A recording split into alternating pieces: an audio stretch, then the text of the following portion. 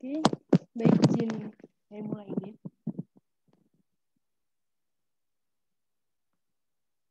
Apakah screen saya sudah terlihat dan recordnya sudah dimulai? Sudah ya? Sudah terlihat, baik. Sudah. Baik. Assalamualaikum, Shalom, Namo Buddhaya, Om Swastiastu, salam kebajikan dan salam sejahtera bagi kita semua. Sebelumnya saya ucapkan terima kasih kepada Bapak Irwan Iftadi yang telah memberikan kami kesempatan untuk dapat mempresentasikan tugas kami yang berjudul Etika Insinyur, serta moderator yang telah mempersilahkan kami, serta teman-teman yang telah hadir untuk dapat menyaksikan presentasi kami pada hari ini. Perkenalkan kami dari kelompok 4 yang beranggotakan Ali Ekat Marendra, Atala Surya Ananda, Lukman Hadi Prasetyo, Muhammad Hasya Nur Faizi, Muhammad Wildan Afatih, dan saya sendiri Rebeka Siswandinasari. Adapun hal-hal yang akan kami bahas atau kami angkat ada terdapat 3 kasus. Yang pertama mengenai PT Freeport, yang kedua mengenai quality control di perusahaan, dan yang ketiga mengenai software bajakan. Sebelum memulai, maka kami akan memberi sedikit suntikan semangat berdasarkan quotes yang diambil dari Elon Musk yang berisi "Engineering is the closest things to magic that exists in the world." Memasuki yang pertama, sebelum kita mengetahui kasus, alangkah lebih baiknya kita mengetahui dahulu apa saja kode etik insinyur di Indonesia. Maka insinyur Indonesia dituntut untuk selalu berprinsip pada Catur Karsa Sabta Dharma Insinyur Indonesia. Adapun isi dari Catur Karsa Sabta Dharma Insinyur Indonesia adalah Catur Karsa yang merupakan prinsip dasar, yaitu mengutamakan keluhuran budi, menggunakan pengetahuan dan kemampuannya untuk kepentingan kesejahteraan umat manusia, bekerja secara sungguh-sungguh untuk kepentingan masyarakat sesuai dengan tugas dan tanggung jawabnya, meningkatkan kompetensi dan martabat berdasarkan keahlian profesi keinsinyurannya. Sementara Sabta Dharma yang merupakan 7 tuntutan sikap dan perilaku, yaitu mengutamakan keselamatan, kesehatan, dan kesejahteraan masyarakat, bekerja sesuai dengan kompetisinya, hanya menyatakan pendapat yang dapat dipertanggungjawabkannya, menghindari terjadinya pertentangan kepentingan dalam tanggung jawab tugasnya, membangun reputasi profesi berdasarkan kemampuan masing-masing, memegang teguh kehormatan, integritas, dan martabat profesi, dan yang terakhir, mengembangkan kemampuan profesionalnya. Memasuki kasus yang pertama, yaitu kasus dari PT Freeport. PT Freeport Indonesia merupakan potret nyata dari sektor pertambangan Indonesia, tetapi sayangnya keuntungan ekonomi yang dibayangkan tidak seperti yang dijanjikan. Sebaliknya, kondisi lingkungan dan masyarakat di sekitar lokasi pertambangan terus memburuk dan menuai protes akibat berbagai pelanggaran hukum dan HAM. Bahkan Wahana Lingkungan Hidup Indonesia sempat berupaya untuk membuat laporan yang memaparkan kerusakan lingkungan berat dan pelanggaran hukum berdasarkan sejumlah laporan pemantauan oleh pemerintah dan perusahaan yang tidak diterbitkan, termasuk pengukuran resiko lingkungan, yaitu Environmental Risk Assessment atau ERA, yang dipesan Freeport Rio Tinto dan disajikan pada pemerintahan Indonesia. Fakta yang merupakan kerusakan dari kematian lingkungan yang nilainya tidak akan dapat tergantikan adalah matinya Sungai Ajikwa, Argawagon, dan Otomona, serta adanya tumpukan batuan limbah tambang dan tiling yang jika ditotal mencapai 840.000 ton, dan juga matinya ekosistem di sekitar lokasi pertambangan. Kerusakan lingkungan ini yang terjadi di sekitar lokasi PT Freeport Indonesia juga mencerminkan kondisi pembiaran pelanggaran hukum atas nama kepentingan ekonomi dan desakan politis yang menggambarkan dikdayanya kuasa korporasi. Sehingga pemerintah secara resmi juga telah menyatakan bahwa PT Freeport Rio Tinto telah lalai dalam pengelolaan limbah batuan serta bertanggung jawab atas longsor berulang pada limbah batuan Danau Wanagon yang berujung pada kecelakaan fatal dan keluarnya limbah beracun yang tak terkendali. Kemudian PT Freeport Rio Tinto juga hendaknya membangun bendungan penampungan tiling yang sesuai standar teknis legal untuk bendungan, bukan yang sesuai dengan sistem yang saat ini ada, yaitu menggunakan tanggul atau lift yang tidak cukup kuat. Kemudian mengandalkan izin yang cacat hukum dari pegawai pemerintah setempat untuk menggunakan sistem sungai dataran tinggi untuk memindahkan tiling, sehingga perusahaan diminta untuk membangun pipa tiling ke dataran rendah. Kemudian mencemari sistem sungai dan lingkungan muara sungai. Dengan demikian telah melanggar standar baku mutu air. Dan yang terakhir adalah membuang air asam batuan atau acid rock drainage tanpa memiliki surat izin limbah berbahaya sampai pada tingkatan yang melanggar standar limbah cair industri dan gagal dalam membangun pos-pos pemantauan seperti yang telah diperintahkan. Sementara kami menilik dari implementasi pelanggaran kode etik engineer dalam kasus ini, di mana berdasarkan prinsip kode etik akuntansi perusahaan, yang dapat kami ambil di antaranya prinsip kepentingan publik, di mana dalam melaksanakan bisnisnya, PT Freeport tidak mempertimbangkan resiko yang akan terjadi terhadap lingkungan sekitar penambangan, sehingga mengakibatkan kerusakan lingkungan yang sebenarnya merupakan kepentingan umum dari penduduk Timika. Kemudian prinsip integritas. Untuk memelihara dan meningkatkan kepercayaan pemerintah, PT Freeport seharusnya mampu untuk memenuhi tanggung jawab profesionalnya sebagai penambang emas yang ada di Timika. Tetapi nyatanya PT Freeport tidak transparan dalam operasionalnya. Kemudian prinsip perilaku profesional. PT Freeport telah gagal dalam mematuhi permintaan pemerintah untuk memperbaiki praktik pengelolaan limbah berbahaya terlepas tentang tahun yang panjang di mana sejumlah temuan menunjukkan perusahaan telah melanggar aturan lingkungan. Kemudian prinsip standar teknis, selain beroperasi tanpa transparansi atau pemantauan peraturan yang layak, dalam kasus ini PT Freeport juga telah melanggar aturan hukum dan HAM tentang pencemaran lingkungan dan habitat hidup, bahwa setiap penambang seharusnya mampu bertanggung jawab atas lingkungan hidup yang ada di sekitar daerah penambang dan melaksanakan aturan-aturan yang telah diatur oleh Kementerian Lingkungan Hidup. Dan yang terakhir adalah prinsip kompetensi dan kerahasiaan profesional. Dalam masalah penambangan pada PT Freeport, kompetensi dan kehati-hatian profesional tidak ditunjukkan sebagaimana mestinya, yaitu dengan tidak adanya transparansi kegiatan operasional PT Freeport yang memungkinkan perusahaan menumpuk keuntungannya sendiri. Untuk kasus selanjutnya akan dibacakan oleh teman saya Ali Ekat Marendra. Oke, baik. Terima kasih, Rebecca. Selanjutnya, saya akan melanjutkan apa yang telah disampaikan Rebecca mengenai kasus kedua, yaitu quality control pada suatu perusahaan. Baik, dalam kasus quality control ini, terkait dengan engineer di bagian quality control tentunya. Orang tersebut, yang dimana dalam ini adalah oknum, yang meloloskan barang cacat yang merugikan perusahaan. Hal ini dikarenakan adanya hubungan pertemanan antara oknum dari tim produksi dengan tim quality control. Jadi dari sini kita bisa garis bawahi bahwa ini bukan keseluruhan tim produksi dengan tim quality control, tetapi hanya oknum dari bagian tim tersebut. Nah, tanpa diduga, tim produksi teledor sehingga mengakibatkan adanya barang yang cacat. Nah, mungkin karena takut dinilai buruk oleh atasan serta takut diberi teguran mungkin, tim produksi meminta kepada temannya yang itu oknum tadi di tim quality control untuk meloloskan barang cacat tersebut agar tidak dipandang buruk serta tidak mendapat teguran. Nah, dari sini kita melihat segi integritas serta profesionalitas yang dinilai kurang baik. Nah, dari kasus quality control ini, kami melihat ada beberapa prinsip yang dilanggar. Yang pertama adalah prinsip integritas. Kenapa kami sebut seperti itu? Karena kita sebagai engineer harus bisa memiliki rasa responsibility serta profesionalitas dalam tupoksi suatu sistem. Yang terjadi pada kasus ini adalah oknum tidak menjalankan integritas serta profesionalitas dalam menjalankan tugasnya. Itu yang pertama.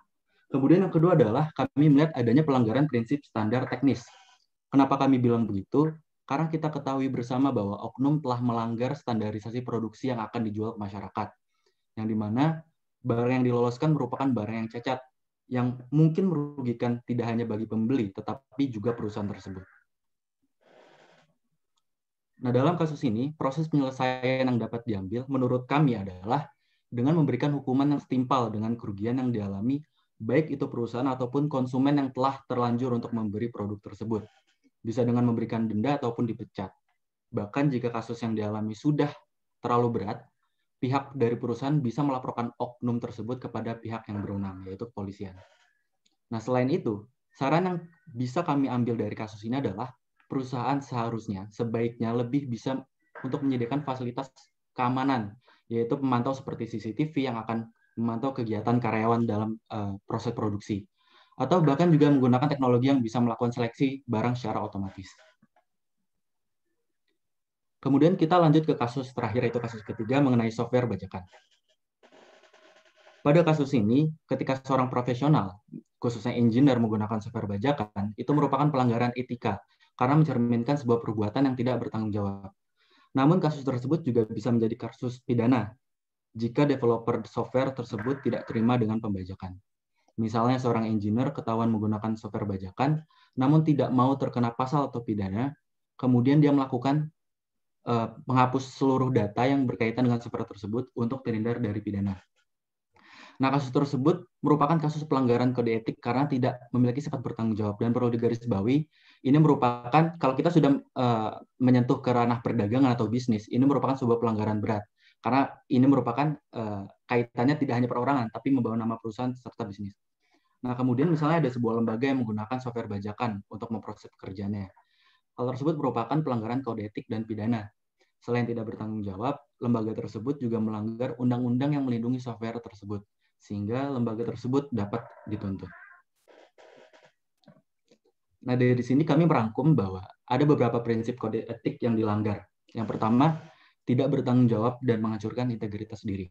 Kenapa? Karena menggunakan aplikasi bajakan bisa dianggap seperti menggunakan barang curian. Itu yang pertama. Dan yang kedua, kami melihat adanya pelanggaran undang-undang yang mengatur pembajakan software.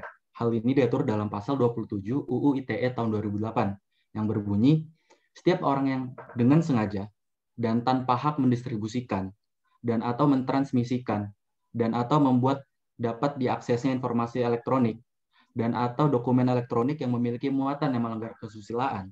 Nah, selain itu, software memiliki hak cipta sehingga dilarang untuk melakukan pembajakan. Kemudian yang ketiga, tidak bersesuaian dengan prinsip mengembangkan kemampuan profesional. Karena sebagai seorang profesional, seharusnya menggunakan software yang original, bukan bajakan. Hal ini khususnya seperti dari kasus tadi, di mana dia sudah membawa nama perusahaan dalam dunia bisnis, gitu, bukan perorangan. Dan dengan menggunakan software bajakan, bisa dibilang telah menyimpang dari jalur profesionalisme. Nah, di sini kami memetik pesan yang dapat menjadi motivasi bagi kita sebagai engineer di masa depan, yakni pembangunan nasional menitikberatkan kebutuhan akan para insinyur untuk meningkatkan daya saing melalui peningkatan nilai tambah sumber daya alam. Maka dari itu, sudah sewajarnya seorang insinyur untuk mentaati, mematuhi, serta mengejawantahkan kode etik insinyur dalam menjalankan profesinya. Baik, mungkin itu yang dapat kami sampaikan mengenai kasus kode etik. Mohon maaf apabila terdapat kesalahan karena pada dasarnya kesempurnaan hanya milik Tuhan Yang Maha Esa. Selanjutnya kami akan serahkan kembali kepada moderator.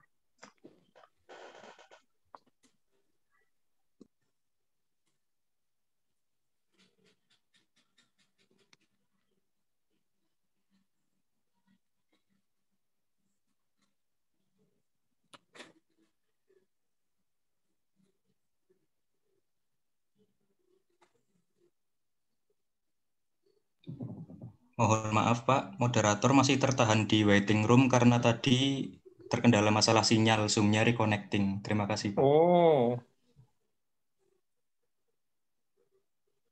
Kok nggak ada ya di waiting room? Karena masih di lock, Pak. Sudah saya buka lock meetingnya. Oke. Oh ini.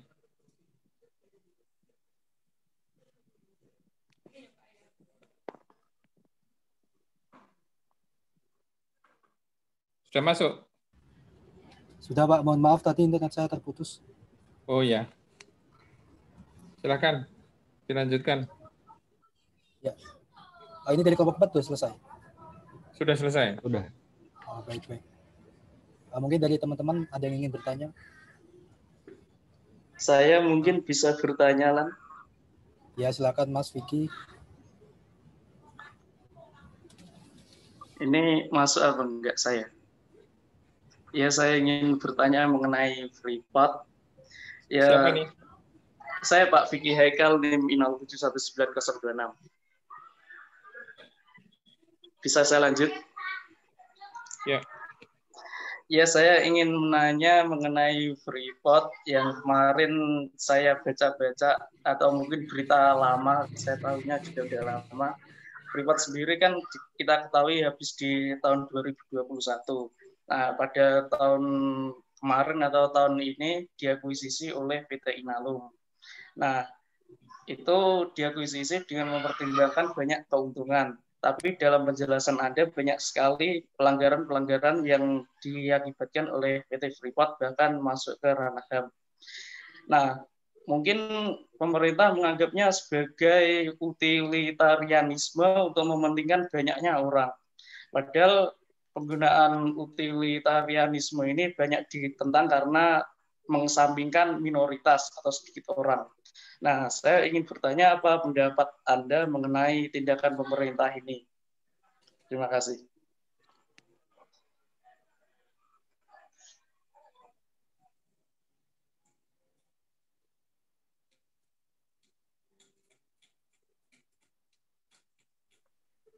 Baik, terima kasih atas pertanyaannya untuk Saudara Vicky. Mungkin teman saya Lukman Hadi Dwi Prasetyo bisa menjelaskan. Terima kasih. Ya, sebelumnya terima kasih kepada Mas Vicky atas pertanyaannya. Menurut saya diambil alihnya PT Freeport meskipun mengambil alih sahamnya hanya sebesar 51%. Ini tuh kayak apa ya? Menguntungkan mayoritas, tapi pasti ada yang dirugikan, ada pihak yang dirugikan. Terlebih masa habisnya Freeport tuh tahun 2021. Menurut saya ya, Freeport tuh diambil alih 51% saja itu karena ada beberapa pertimbangan. Yang pertama, masalah teknologinya. Indonesia belum punya teknologi yang sepadan untuk mengelola pertambangan itu. Sama yang kedua, teknologi Freeport ini dinilai masih memiliki kemampuan di berbagai hal. Misalnya pemasaran hasil tambang dan kemampuan manajemen proyek. Kalau menurut kelompok kami mengenai apa namanya tadi sikap pemerintah ya Mas, kalau nggak salah ya. Halo Mas Vicky.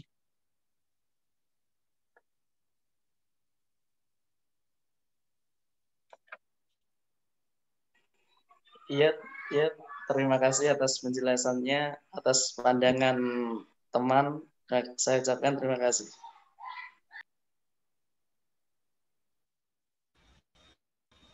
Apa saya boleh bertanya? Boleh, silakan Mas Latif. Saya Latif Priadi 071902. Saya ingin bertanya perihal yang soal pembajakan. Jadi misalnya ada contoh kasus di mana seorang insinyur dia memiliki lisensi untuk sebuah program. Namun karena program itu sudah usang, tapi dia memiliki lisensi, tapi karena sudah usang dan perusahaannya itu tidak jadi perusahaan itu memiliki versi yang baru, namun dia memiliki lisensi yang lama dan juga ingin memakainya. Namun karena dari server sana tidak mendukung, jadi download pada program itu tidak berjalan. Jadi anggap aja dia memiliki lisensi, tapi programnya tidak berjalan secara baik gitu. Nah, lalu dia mencoba memakai yang crack, dia memakai yang bajakan, dan itu berhasil, itu berjalan dengan lancar. Nah itu gimana ya maksudnya? Apakah dia melanggar kode etik karena dia kan dia itu memakai yang crack, dia itu memakai yang tidak berlisensi. Namun dia memiliki lisensinya, itu gimana ya hukumnya kira-kira? Terima kasih. Itu pertanyaan saya terima izin menjawab. Nah, jadi menurut saya, karena dia kan sudah punya lisensi untuk versi sebelumnya. Jadi karena waktu dia download versi update sama lisensinya, dia sudah punya lisensi sebelumnya dan lisensinya itu belum habis. Jadi ada baiknya dia itu menghubungi ke perusahaan developer software-nya untuk Pak gini, saya punya lisensi untuk versi sebelumnya, tapi ketika saya gunakan untuk versi terbarunya saya belum bisa. Ada baiknya mengajukan protes tersebut agar bisa diberikan lisensi yang lebih baru daripada menggunakan software bajakan. Apalagi kalau itu dalam ranah perusahaan, itu malah bisa berbahaya bagi perusahaan tersebut. Jadi menurut saya itu. Baik, terima kasih.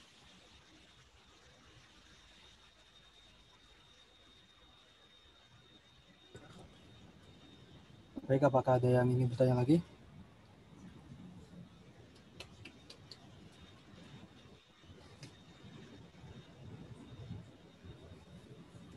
Mungkin saya ingin bertanya juga. Ya, silakan. Mas. Oke. Sebelumnya perkenalkan diri, saya Fazlur Rahman Jafir dengan NIM I079025. Ini masih berkaitan dengan yang tadi Latif tanyakan sih, mengenai pembajakan, yaitu kalau dalam konteks edukasi ya, bukan hal tabu lagi, kita udah menjadi hal umum lah. Karena saya sendiri juga melakukannya untuk edukasi itu sering sekali terjadi pembajakan software. Nah, kalau mengenai hal ini, menurut kalian, apakah pelajar ini salah melakukan pembajakan? Karena kan jika tidak melakukan, biayanya mahal dan juga tertinggal pelajaran. Nah, apakah pelajar ini dapat terkena pasal UU ITE ataukah justru instansi pendidikan yang terkena? Karena kan yang mewajibkan atau yang menyarankan untuk melakukan pembajakan itu kan dari pihak instansi pendidikan. Nah, begitu. Terima kasih. Izin menjawab. Apakah suara saya terdengar? Suksya. Terdengar.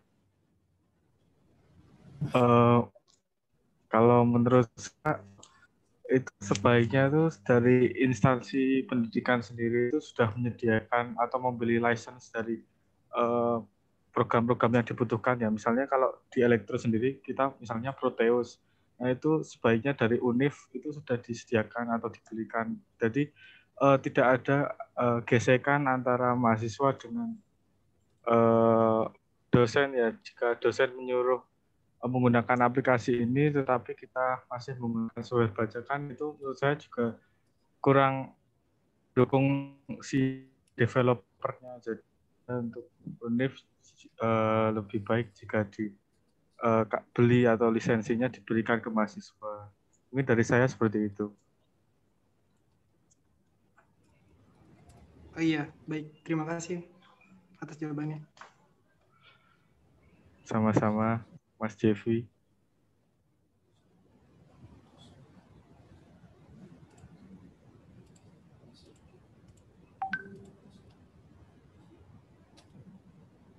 Mungkin ada lagi yang ingin bertanya?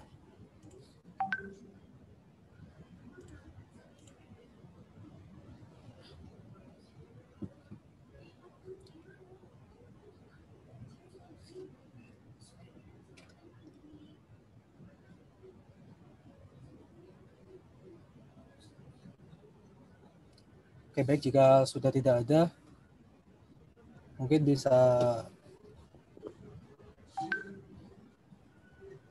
dihentikan dulu sesinya.